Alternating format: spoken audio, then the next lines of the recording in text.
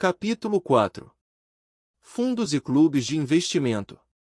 Descubra as melhores opções para quem está dando os primeiros passos no mercado financeiro. O que você sabe não tem valor. O valor está no que você faz com o que sabe. Bruce Lee, ator e diretor. Unindo forças. No início do capítulo anterior falamos sobre a insegurança que as pessoas sentem quando começam a investir suas poupanças. Veremos agora que uma forma de minimizar as incertezas é optar por não entrar sozinho no mercado financeiro. E você pode fazer isso ingressando em um investimento coletivo. Essas modalidades são administradas por gestoras profissionais de recursos, empresas de asset management, corretoras e outras instituições autorizadas. São associações de aplicadores com o objetivo comum, adquirir carteira diversificada de investimentos. E existem algumas diferenças entre fazer isso sozinho ou coletivamente. Quando você investe seus recursos diretamente no mercado, é recomendável que acompanhe o desempenho dos diferentes ativos e que esteja bem informado sobre os mais diversos assuntos de economia e política que possam afetar seu investimento. No entanto, se você investe em conjunto, pode se beneficiar das oportunidades disponíveis no mercado sem muito esforço, uma vez que terá administradores trabalhando para você. Outra vantagem é poder participar de modalidades de investimentos mais seletivas e mais caras, sem precisar ter muito dinheiro. Com isso, você poderá atuar no mercado em condições de igualdade com os grandes investidores. Existem duas formas principais de investimentos coletivos: os fundos e os clubes de investimento. Vamos conhecer mais de perto cada uma delas. Fundos de investimento. Quem você acha que consegue melhores condições no mercado financeiro? Um investidor que aplica R$ 1.000 ou outro que possui R$ 1 milhão? O mais comum é que grandes investidores consigam taxas melhores do que os pequenos. Mas o que você diria se, mesmo dispondo de um pequeno valor, pudesse obter as mesmas vantagens de quem investe muito alto? É exatamente isso que os fundos proporcionam. Eles são condomínios que reúnem recursos de um conjunto de investidores, com o objetivo de obter ganhos financeiros a partir da compra de uma carteira de títulos ou valores mobiliários. É como se você e outros 1.000 investidores iguais a você tivessem o mesmo poder de quem aplica R$ 1 milhão no mercado, só que precisariam dispor de apenas R$ 1.000, por exemplo. Todo fundo tem uma instituição que administra seus recursos. O gestor é responsável pelas aplicações dos recursos do fundo no mercado, conforme um objetivo e política de investimento definida pelo fundo. Você sabia? Os fundos de investimento surgiram na Bélgica, no século XIX. Logo depois propagaram-se pela Holanda, pela Inglaterra e pela França. O primeiro fundo mútuo dos Estados Unidos, o Massachusetts Investor Trust, foi instituído em 1924 e continua em operação. No Brasil, em 1957 foi criado o CRE5, primeiro fundo aberto do país. Esse fundo tinha como objetivo investir em projetos para o desenvolvimento, principalmente aqueles ligados à nascente indústria automobilística brasileira. Existem milhares de fundos de investimento no mercado brasileiro. Cada um possui política de investimento e composição as mais arrojadas. Os fundos podem investir em ações, CDBs, títulos de crédito emitidos por bancos, debêntures, títulos públicos e derivativos. Valor mobiliário. Expressão que caracteriza papéis e títulos com valores móveis, como ações, títulos da dívida, CDBs, títulos de renda fixa ou variável. Você pode escolher o fundo que tenha política de investimento adequada a seus objetivos. Mas é indispensável acompanhar os investimentos do fundo de tempos em tempos, para avaliar se eles continuam atendendo suas necessidades, que podem mudar com o passar do tempo. Os fundos são fracionados em cotas. O patrimônio de um fundo é a soma de cotas que foram compradas pelos investidores. Quando você aplica seu dinheiro no fundo, está comprando determinada quantidade de cotas. As instituições gestoras informam o valor das cotas dos fundos nos principais jornais ou na internet. O valor da cota se altera diariamente, mas a quantidade de cotas é sempre a mesma, a não ser que você venda, compre mais ou que o imposto de renda seja recolhido. Veja, por exemplo, um fundo que tem o valor de sua cota estabelecido em aproximadamente R$ 2,25 em 2 de janeiro de 2013. Se algum investidor aplicasse R$ 10.000 nesse fundo naquele dia, ele adquiriria cerca de 4.430,42 cotas. Supondo que o fundo obtenha rentabilidade de 1% no mês de janeiro, o valor de cada cota passaria a ser R$ 2,27 no dia 1º de fevereiro. Assim, multiplicando esse valor pelo número total de cotas que o investidor possui, ele passaria a ter um capital de R$ 10.100 aplicados no fundo. Custos. Cada fundo tem suas taxas de administração. Além disso, a tributação que incide sobre seu investimento também pode variar. Você deve estar atento a esses valores. A taxa de administração de um fundo é o valor cobrado pelo gestor que o administra para pagar por todos os serviços prestados, é o preço que você paga pela administração do fundo. As taxas podem variar de acordo com a instituição e o serviço que ela irá lhe prestar. Vale dedicar um tempo para pesquisar as opções disponíveis no mercado. Considere outros fatores, além do valor cobrado, avalie também a idoneidade da instituição, os serviços prestados e as características do fundo. Procure não tomar sua decisão baseada apenas em uma única informação. Nem tudo são flores. Como quase tudo na vida, os fundos de investimentos possuem vantagens e desvantagens. Quando você resolve delegar suas decisões de investimentos a um terceiro, está dando a ele um mandato, ou seja, você diz ao gestor o que ele pode ou não fazer com seu dinheiro. A CVM e a Anbima criam classificações padrão para esses mandatos. Assim, antes de aplicar seu dinheiro, procure saber se seu gestor pode ou não aplicar em ações, em renda fixa ou em outras opções. Mas, infelizmente, poucas pessoas compreendem e fazem escolha adequada de qual mandato devem dar ao gestor.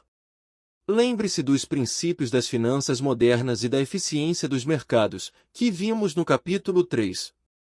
Nenhum gestor tem a capacidade de ganhar sempre. O que ele faz é adequar risco e retorno para tentar ganhar mais, dado um nível de risco pré-estabelecido.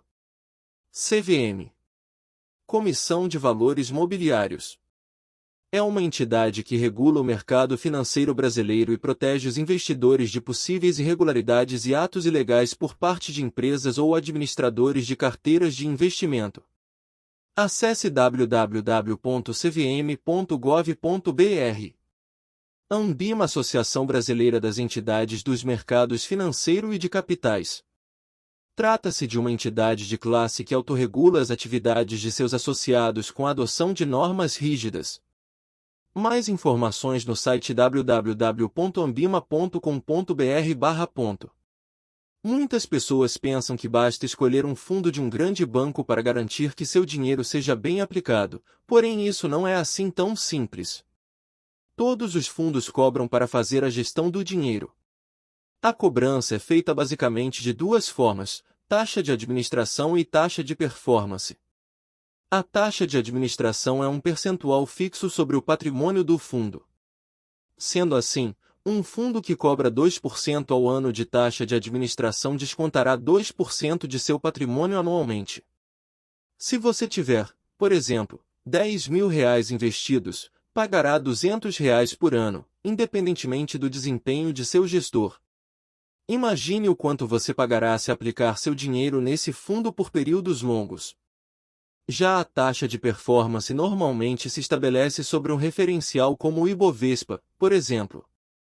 Sempre que o gestor supera essa marca, ele cobra percentual sobre os rendimentos excedentes.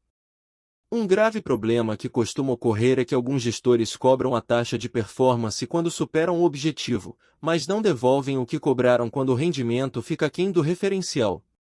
Apenas alguns fundos têm políticas de compensação das taxas de performance. Se você avaliar as taxas cobradas, verá que muitos fundos têm ganhos bem menores do que você mesmo poderia conseguir se investisse seu dinheiro diretamente, sem depender de um gestor. Isso ocorre principalmente no caso de fundos que aceitam aplicações de pequeno valor. Dica: Não é razoável pagar mais de 1% ao ano pela administração do gestor, considerando as taxas elevadas cobradas pelos fundos brasileiros. Quem tem R$ 1.000 para investir, pagaria cerca de R$ 200 se deixasse seu dinheiro aplicado por 10 anos em um fundo que cobra 2% ao ano de taxa de administração, mesmo que o fundo não tivesse nenhum rendimento no período. Você também tem que saber onde o gestor está aplicando seus recursos. A maioria dos gestores publica em seus sites a composição da carteira de investimentos do fundo. Lá você sabe se o fundo aplica em títulos públicos, títulos privados, ações ou instrumentos de derivativos. Se seu gestor não divulgar onde está aplicando o seu dinheiro, fuja dele. Na história recente, tanto no Brasil quanto em países como os Estados Unidos, vários fundos chegaram a perder todo ou quase todo o seu patrimônio. Fundos que aplicam em mercados de derivativos, classificados como multimercado, têm mais possibilidades de grandes perdas. Por isso, não deixe de avaliar o tipo de fundo ideal para seu perfil, ler o prospecto e acompanhar seu fundo de investimentos. Veja, a seguir, a classificação dos fundos e identifique o tipo ideal para você. Classificação dos fundos. Curto prazo, são considerados os mais conservadores, com cotas menos sensíveis às oscilações das taxas de juros. Investem em títulos públicos federais ou privados de baixo risco com prazo máximo a decorrer de 375 dias. O prazo médio da carteira é de, no máximo, 60 dias. Podem ser títulos de renda fixa, pós ou prefixados, e geralmente sua rentabilidade está atrelada à taxa de juros usada nas operações entre os bancos, o CDI. Referenciado. Os mais conhecidos são os referenciados que acompanham a variação diária das taxas Selic e CDI e se beneficiam em um cenário de alta de juros. Esses fundos investem, no mínimo, 80% em títulos públicos federais ou em títulos de renda fixa privados de baixo risco.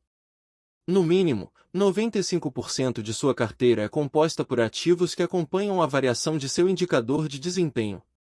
Renda fixa. Ao contrário dos fundos referenciados estes se beneficiam em um cenário de redução das taxas de juros. Aplicam, no mínimo, 80% de seu patrimônio em títulos de renda fixa prefixados, que rendem uma taxa de juro previamente acordada, ou pós-fixados, que acompanham a variação da taxa de juros ou um índice de preço. Multimercados combinam investimentos nos mercados variados como renda fixa, câmbio, ações, entre outros. São fundos com alta flexibilidade de gestão, por isso dependem mais do talento do administrador na escolha do melhor momento de selecionar os ativos da carteira e decidir o percentual do patrimônio que será investido em cada um dos mercados. Ações, mais indicados para investimentos de longo prazo. São fundos que investem, no mínimo, 67% de seu patrimônio em ações negociadas em bolsa. Dessa forma, estão sujeitos às oscilações de preços das ações que compõem sua carteira. Alguns fundos dessa classe têm como objetivo de investimento acompanhar a variação de um índice do mercado acionário, tal como o Ibovespa, IBRX 50 ou IBRX 100. Cambial, esses fundos mantêm, no mínimo, 80% de seu patrimônio investido em ativos que sejam relacionados à variação de preços de uma moeda estrangeira ou a uma taxa de juros, cupom cambial. Os mais conhecidos são os fundos cambiais dólar, que seguem a variação da cotação da moeda norte-americana. Como estão sujeitos aos custos de taxa de administração, imposto de renda e variação da taxa de juro, esses fundos não refletem exatamente a cotação da moeda estrangeira em questão. Dívida externa. Aplicam, no mínimo, 80% de seu patrimônio em títulos brasileiros negociados no exterior. Os 20% restantes podem ser aplicados em outros títulos de crédito transacionados no mercado internacional. Investimento imobiliário. Investem em empreendimentos imobiliários, como edifícios comerciais, shopping centers e hospitais. O retorno do capital investido se dá por meio da distribuição de resultados, com aluguel pago, por exemplo, ou pela venda de cotas. Além da oscilação do mercado financeiro, esses fundos também são afetados pela redução da taxa de ocupação imobiliária e queda de preço dos imóveis. Há ainda os fundos de previdência e fundos de índices, ETFs, que veremos em detalhes nas próximas páginas. Fonte: Comissão de Valores Mobiliários, CVM. Para mais detalhes, consulte o site da Anbima http://www.comoinvestir.com.br/. Sempre leia o prospecto do fundo antes de investir. Saiba mais. A economia brasileira passou por períodos de inflação, indexação da economia e choques econômicos entre as décadas de 1980 e 1990. Nessa época, a indústria de fundos praticamente não cresceu no país. Até 1992, os fundos de investimento possuíam data de aniversário no lugar de liquidez diária. Naquele ano, surgiu o fundo de commodities, considerado o precursor dos fundos de. Esses fundos ofereciam rentabilidade diária após 30 dias, indexada ao Certificado de Depósito Interbancário, CDI. Em 1995, a criação do Fundo de Investimento Financeiro trouxe mais flexibilidade para a criação de estratégias de aplicação e estabeleceu um divisor de águas na indústria de fundos. Resumindo, existem fundos muito bons e fundos muito ruins. Infelizmente, aos aplicadores de pequenas quantias, normalmente são oferecidos os piores fundos. Se esse é o seu caso, uma alternativa é fazer aplicações diretas em ações ou títulos públicos, conforme demonstraremos nos próximos capítulos. O importante é ter cautela, pois aplicar em um fundo não é garantia de ganho seguro. Para saber mais sobre seu fundo, busque o Portal do Investidor, www.portaldoinvestidor.gov.br/, mantido pela CVM com o intuito de dar transparência e fornecer informações sobre o mercado financeiro. No link http://consultafundos.portaldoinvestidor.gov.br/swb/ você pode ter informações detalhadas sobre o desempenho e a composição da carteira do seu fundo de investimentos. Fundos de previdência. Os fundos de previdência também são um tipo de fundo de investimento, com a diferença de que seus recursos destinam-se especificamente à acumulação de renda para a aposentadoria. Inflação, aumento persistente dos preços que resulta em perda do poder aquisitivo da moeda.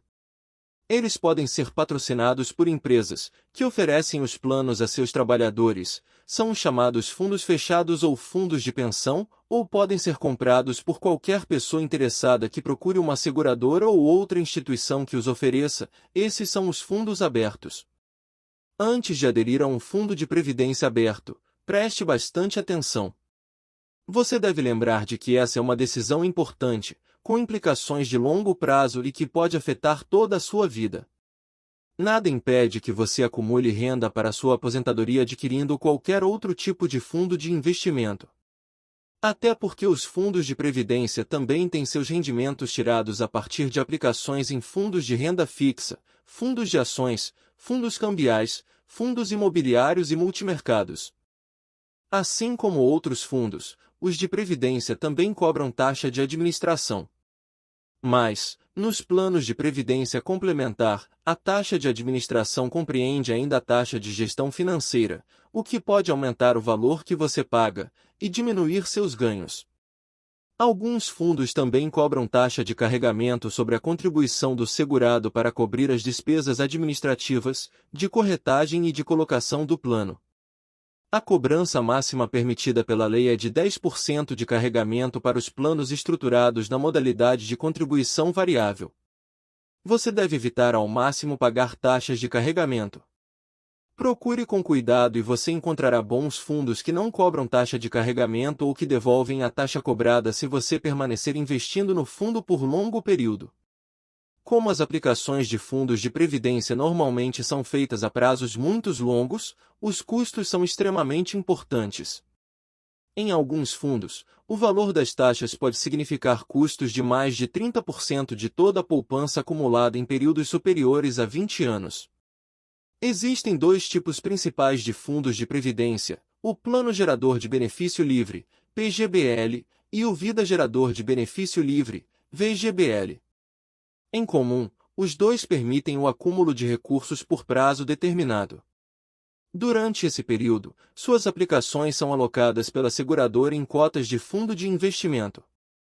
Você recebe os rendimentos das aplicações financeiras integralmente, sem garantia de lucratividade mínima. A taxa de carregamento normalmente é de até 5% a 10% nos planos tradicionais e no PGBL ela gira em torno de 2%. Veja as principais diferenças entre o PGBL e o VGBL. PBGL. Voltado para pessoas físicas que declaram imposto de renda no formulário completo. Tem por objetivo a formação de fundo de investimento para garantir a aposentadoria complementar. O benefício fiscal é limitado a 12% da renda bruta no ano sobre as contribuições pagas. O imposto de renda incide sobre o recebimento total do benefício. O resgate pode ser feito a cada 60 dias. Você também pode sacar de uma só vez ou transformar o montante em renda mensal. VGBL. O público-alvo é pessoas físicas isentas do imposto de renda ou que declaram no formulário simplificado, investidores que querem fazer aplicações em longo prazo, investidores que já têm um PGBL. É um plano de previdência privada que oferece cobertura para morte e invalidez. Permite resgate dos valores aplicados. Não oferece benefício fiscal. O imposto de renda incide apenas sobre os rendimentos. O primeiro resgate pode ocorrer entre 2 meses e em até 2 anos. Depois, a retirada pode ser feita a cada 60 dias. Seja sua escolha pelo PGBL ou VGBL, o importante mesmo é entender a estrutura de um fundo de previdência. Antigamente, existiam os fundos de previdência chamados de benefício definido. Neles, o participante definia um percentual fixo de seu salário, que era depositado mensalmente. Quando o participante se aposentava, ele tinha garantido o recebimento, por todo o seu período de vida, de uma renda que geralmente era equivalente a seu último salário ou a um percentual desse salário. Os atuários, profissionais que calculam a expectativa de vida média de um grupo, avaliavam quanto o fundo precisava ter para sustentar todos os participantes até o final de suas vidas, garantindo a tranquilidade financeira. Claro que calcular quanto tempo uma pessoa tem de vida é tarefa impossível.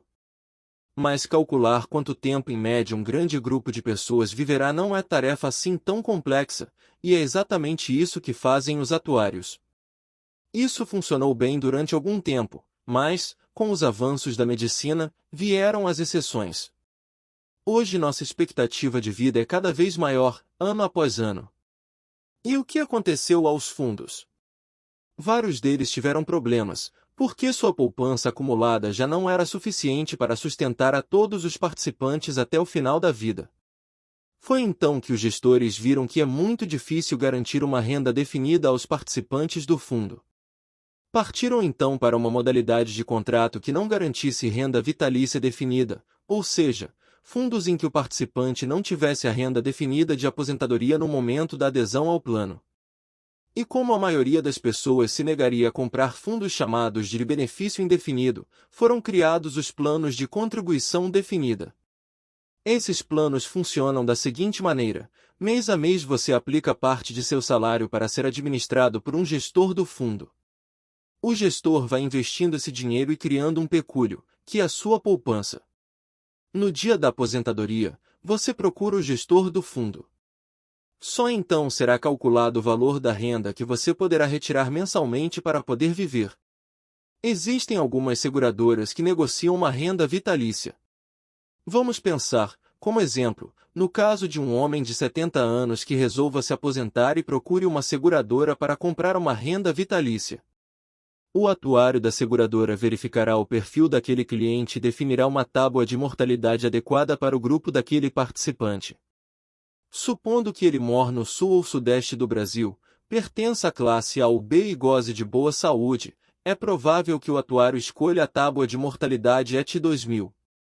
Segundo essa tabela, esse homem viverá mais 15 anos e 10 meses. É claro que é difícil precisar o quanto esse homem viverá, mas é possível fazer a média de expectativa de vida de 1000 homens que estejam na mesma situação que ele. E, em média, esses homens devem viver até os 85 anos e 10 meses. Alguns morrerão antes, outros se tornarão centenários.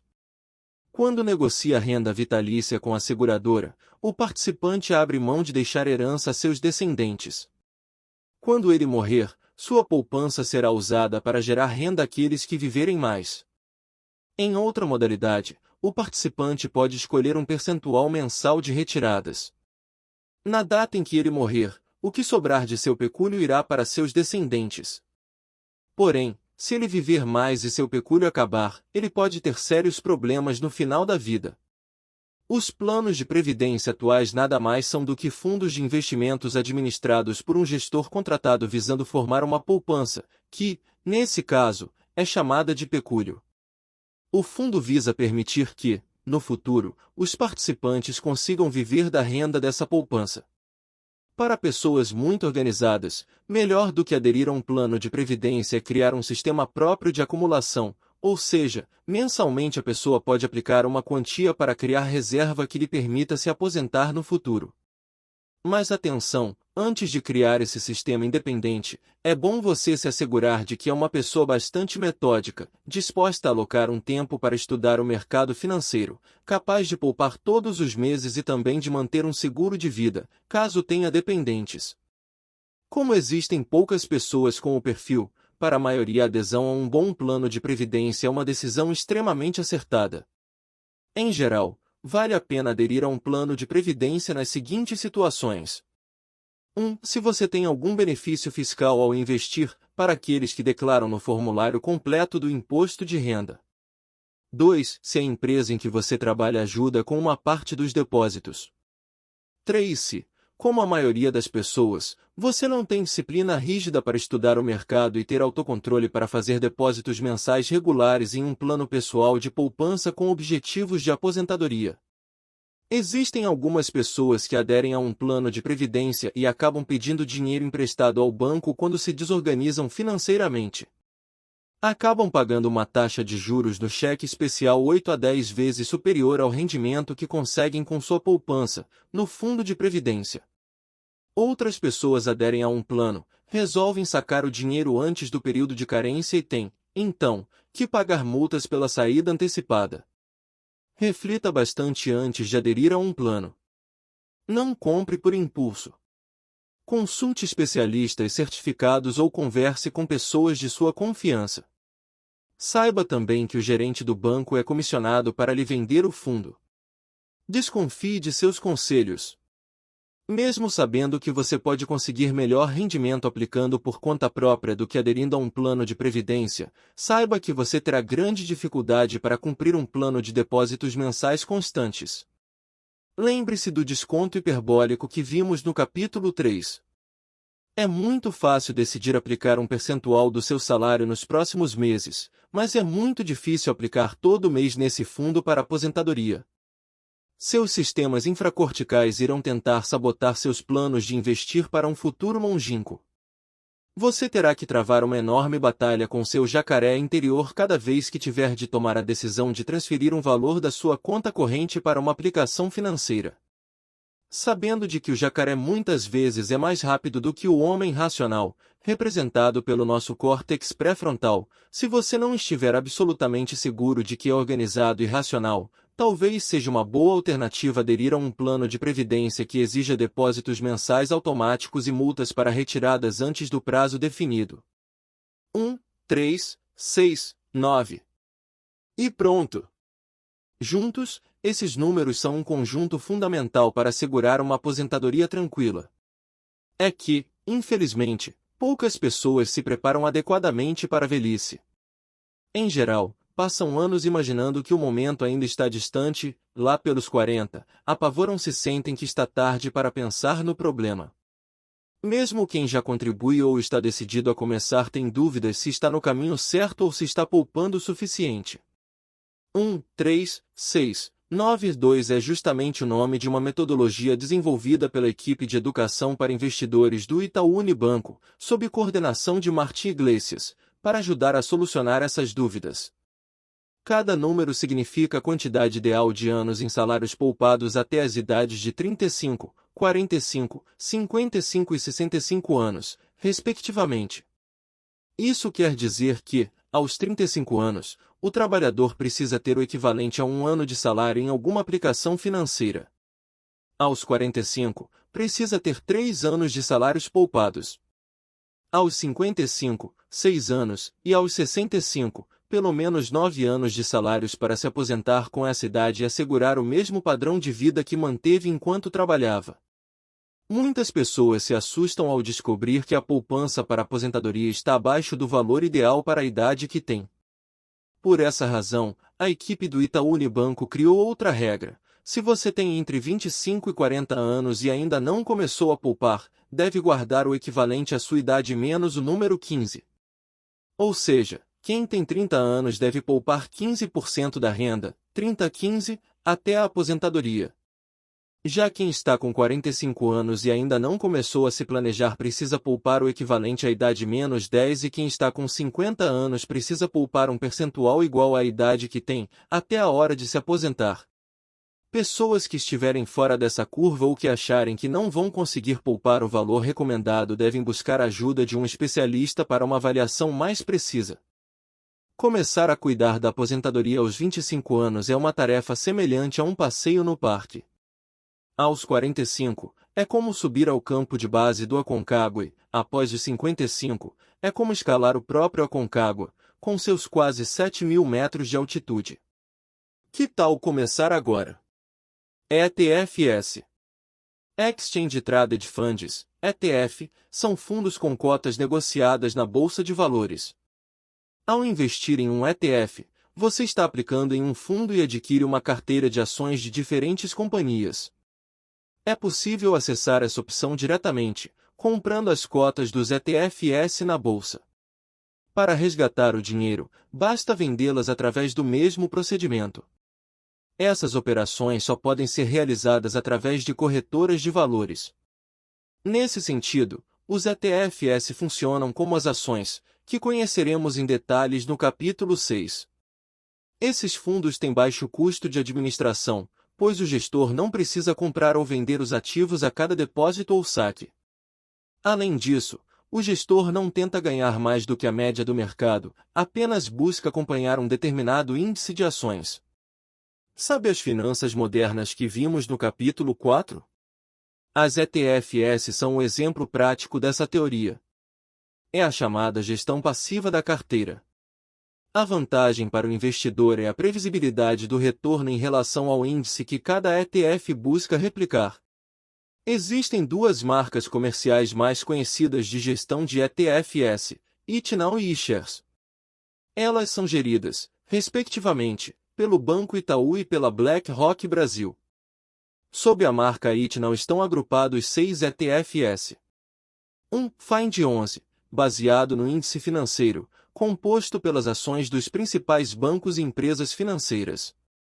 A taxa de administração é de 0,60% a. 2. ISUS 11, baseado no Índice de Sustentabilidade Empresarial, ISE, reflete o retorno de uma carteira composta por ações de empresas comprometidas com a responsabilidade social e sustentabilidade empresarial. A taxa de administração é de 0,40% a. 3. Gov11, composto pelas ações do Índice de Governança Corporativa, que seleciona as empresas que têm práticas de gestão transparentes e igualitárias no tratamento com acionistas. A taxa de administração de 0,50% a. 4. MATB11, baseado no Índice de Materiais Básicos, composto pelas empresas produtoras de matéria-prima para outras indústrias, como, por exemplo, empresas de mineração, siderurgia, celulose e papel, químicas, entre outras. A taxa de administração é de 0,50% a. 5. DIVO11, baseado no índice de dividendos, que é composto por empresas que se destacaram pela maior remuneração aos acionistas na forma de dividendos ou juros sobre capital próprio. A taxa de administração é de 0,50% a. 6. PIB11, baseado no Índice Brasil 50, IBRE 50, que mede o retorno das 50 empresas mais negociadas na Bolsa. Tem uma das menores taxas de administração do mundo, 0,059% a. O PIB11 foi premiado como o ETF mais eficiente das Américas em 2010 e 2011, pelo ExchangeTradeFunds.com, um site dedicado a acompanhar ETFs do mundo todo. Já sob a marca iShares estão agrupados 8 ETFs. 1. BOVA11, baseado no Ibovespa, que contempla as ações que representam 80% do volume negociado na BMIF Bovespa. A taxa de administração é de 0,54% a.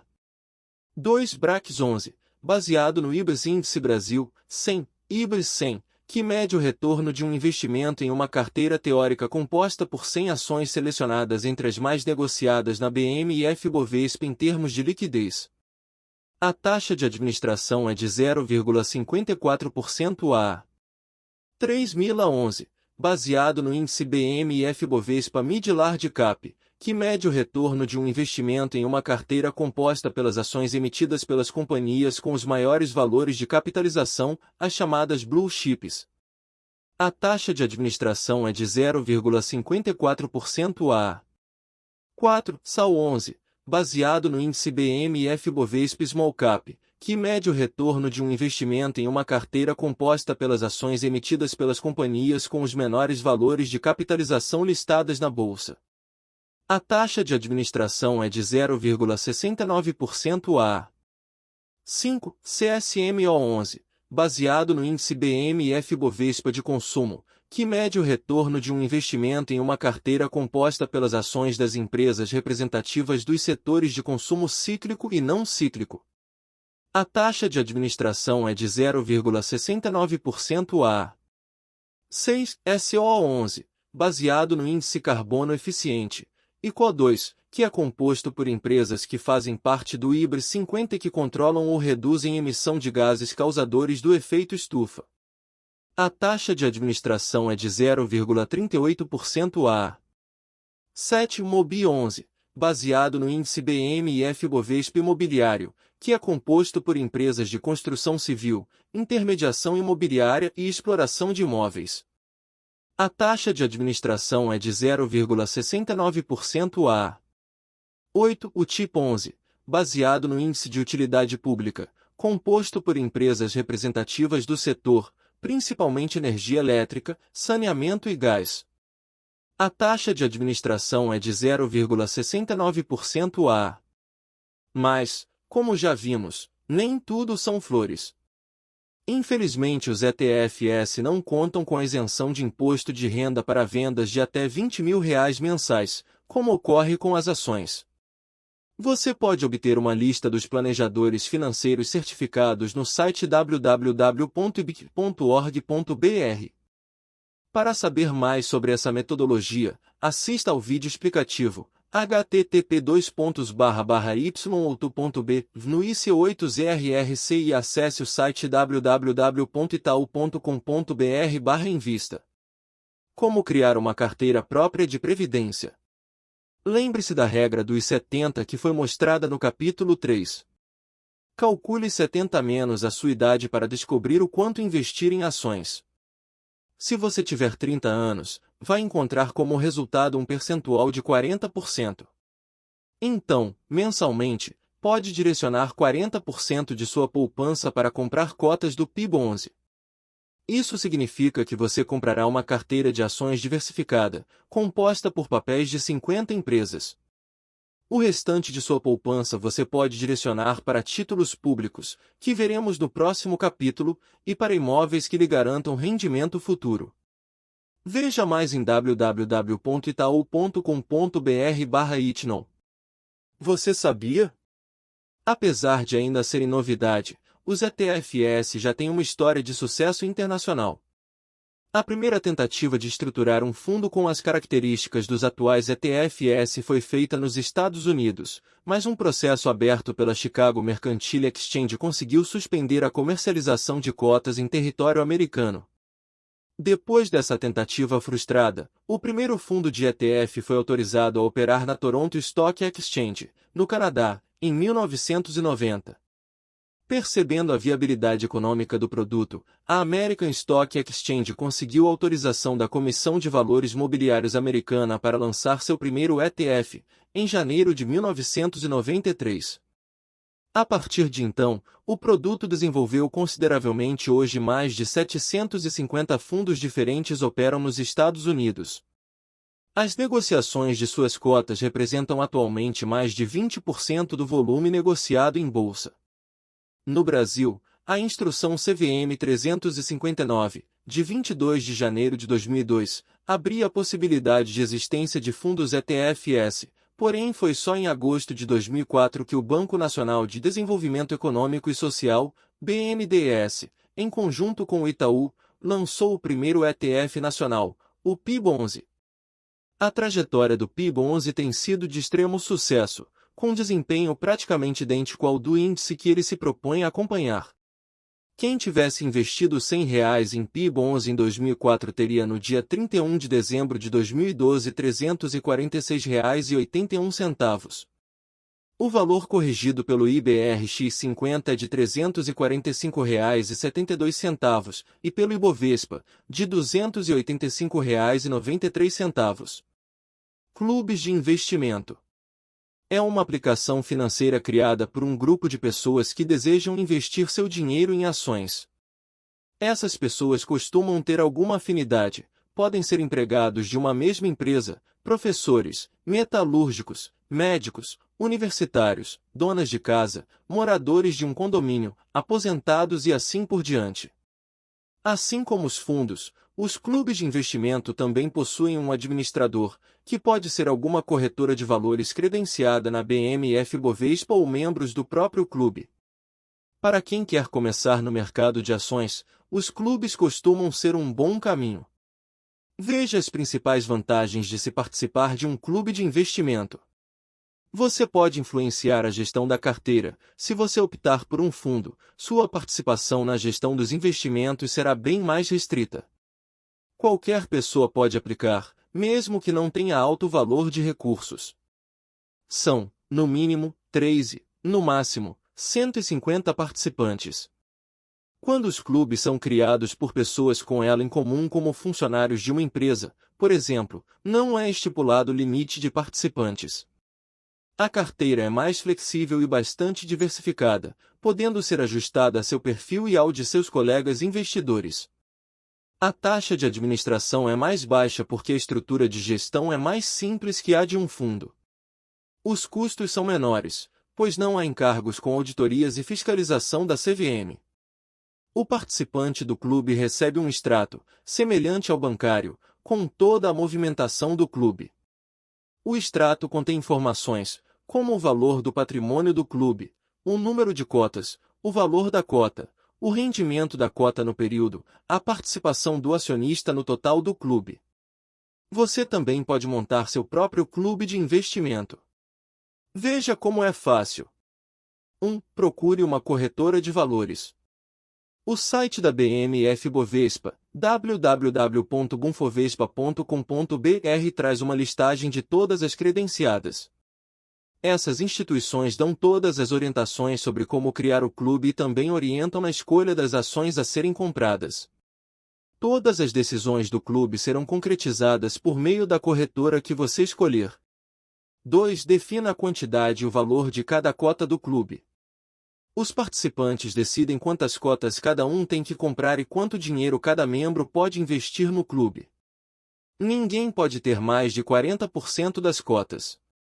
3. Prepare o estatuto do clube com o auxílio da corretora.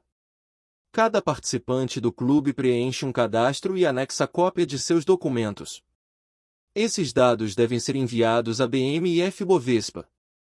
4. Se tudo estiver correto, o clube é registrado na BMF Bovespa e, depois, na Receita Federal.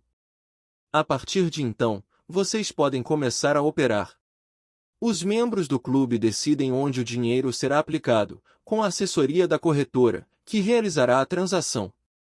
De tempos em tempos o clube de investimentos faz uma assembleia para decidir as novas estratégias de aplicação. O participante que quiser sair do clube pode fazer isso no momento em que desejar, basta comunicar à corretora. O valor recebido em cada cota é pago em 4 dias, referente ao preço do dia seguinte ao do pedido de desligamento. Fonte: BMIF Bovespa. Para ter vantagens fiscais, os clubes de investimento devem seguir as regras estipuladas pela Comissão de Valores Mobiliários, CVM. Para pagar apenas 15% de imposto de renda, por exemplo, é necessário que o clube tenha 67% do patrimônio investido em ações. Os clubes também podem investir 49% do seu patrimônio em fundos de renda fixa ou títulos públicos e até 30% do patrimônio no mercado futuro. A principal vantagem de se aderir a um clube de investimentos é o aspecto do aprendizado que ele pode gerar. Os bons clubes são aqueles em que os participantes tomam parte nas discussões e decisões de investimentos. Quando a gestão é terceirizada, o aspecto de aprendizagem é comprometido. Dica: muitas corretoras ou gestoras de recursos oferecem cotas em clubes de investimentos em que as próprias instituições decidem onde e como aplicar. Nesses grupos, as pessoas não se conhecem e não se encontram para tomar as decisões. Os gestores cobram uma taxa de administração para gerir os investimentos. Então, o clube passa a ser muito parecido com um fundo de investimentos em ações, só que menos fiscalizado. Alguns gestores costumam movimentar demais a carteira, comprando e vendendo ações constantemente. Isso gera muitas taxas de corretagens, que algumas vezes são divididas entre os gestores e as corretoras. Os clubes de investimentos são muito bons quando se transformam em uma comunidade de aprendizagem mútua para os participantes, quando todos estão juntos e estudando as decisões a serem tomadas. Se apenas um pequeno grupo tomar as decisões é porque o clube não está cumprindo suas funções. Nesse caso, o melhor a fazer é dissolver o clube e cada um cuidar do seu dinheiro de forma individual ou entregar a gestão para um profissional em um fundo de investimentos. Mercado futuro. Mercado futuro: compra e venda de contratos de commodities, ou ativos financeiros, realizadas em pregão para liquidação em data futura prefixada. Dica: os clubes que incentivam investimentos mensais regulares, e não de uma só vez, proporcionam melhores resultados, diminuindo os riscos. No capítulo 6 você encontrará mais dicas de como investir em ações, tanto para o caso de você entrar na bolsa de valores sozinho quanto no caso de optar por aderir a um clube de investimento.